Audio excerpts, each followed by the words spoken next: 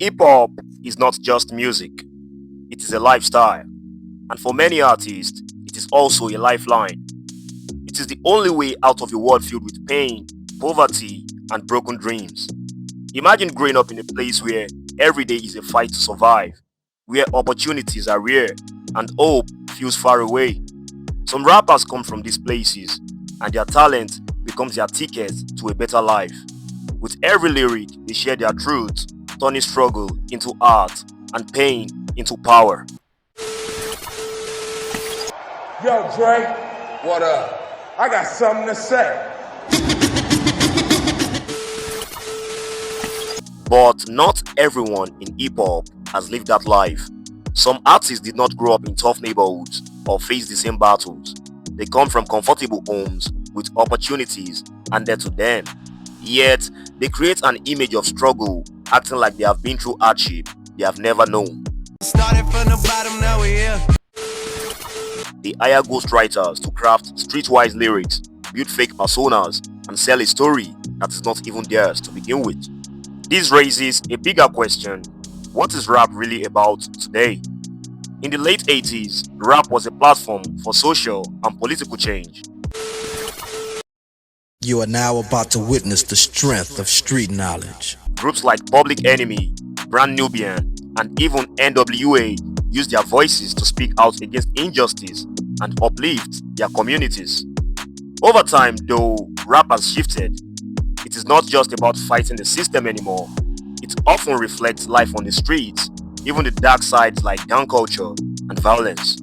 This would later become one of the most defining features of hip hop.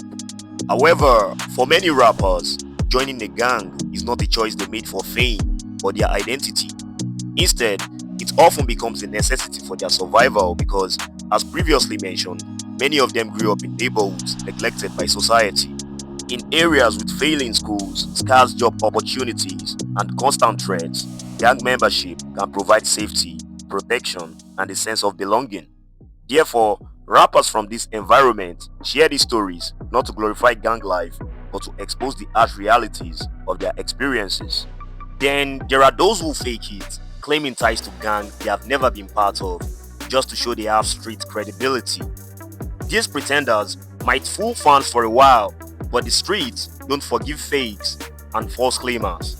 The risks are real for these rappers because they could be exposed, extorted, and even harmed for living a lie.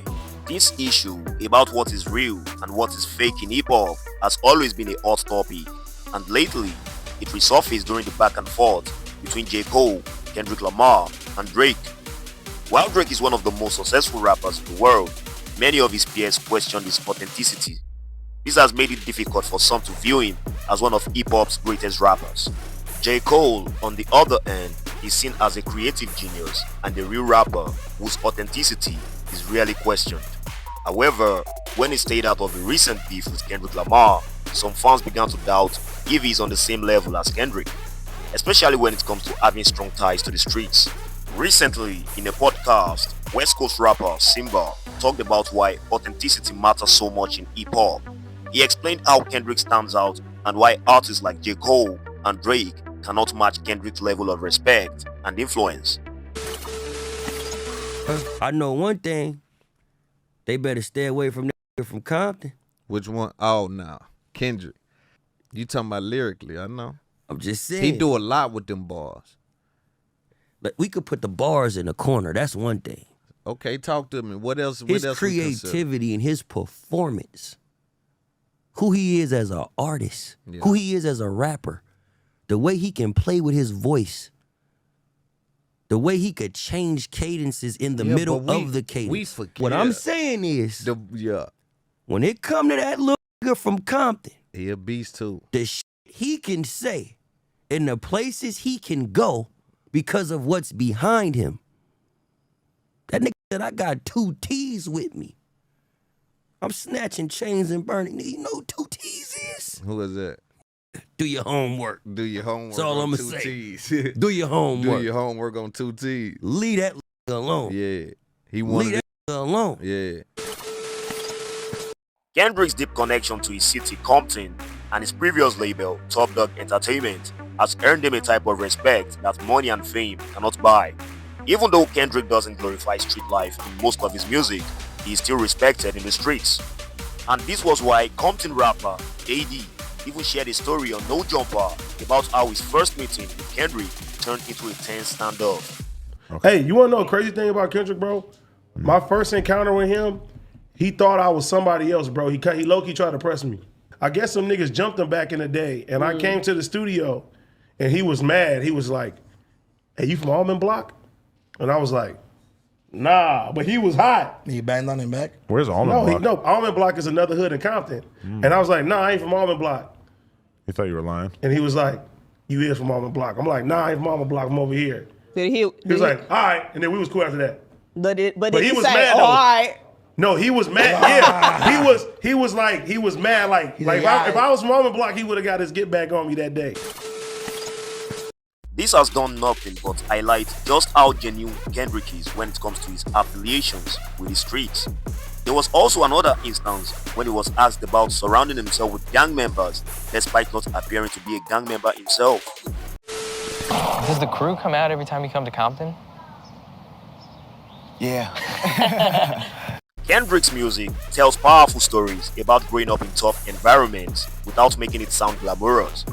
His ability to turn real-life struggles into art is why he won a Pulitzer Prize, a rare honor for any artist, let alone a rapper. Kendrick's influence extends far beyond music. For instance, at the recent Pop-Out concert, he managed to bring rival gangs together, showcasing the deep respect his city has for him. To the people of Compton, he's more than just a rapper, he's a leader. However, Drake, on the other hand, despite all his success and chart-topping hits, faces criticism for lacking that same level of authenticity. Simba pointed out that Drake's feud with Kendrick only highlighted the difference between them. Kendrick's strength comes from his honesty, something that can never be bought or faked. His honesty and authenticity also shows in the way he focuses on sharing who he really is as a person, instead of talking about himself as a larger-than-life gangster like many of his peers. He chooses to reveal his true self. He avoids creating a fictional narrative around his life. And from Compton, I could have easily came out and said, I did this, I did that. I done killed a whole bunch of niggas out in front. Just giving off fact where I'm from. But that ain't me. I'd rather talk about my reality. And prefers to show the real human side of his story. This makes him stand out and lets people see him for who he truly is. And this is exactly why Kendrick Lamar is respected by most. He embodies the true essence of hip-hop because at the end of the day, hip-hop is about being real. It is about telling honest stories, giving a voice to the unheard, and reflecting the truth of life. The streets might inspire the music, but it is the truth behind the words that makes it powerful.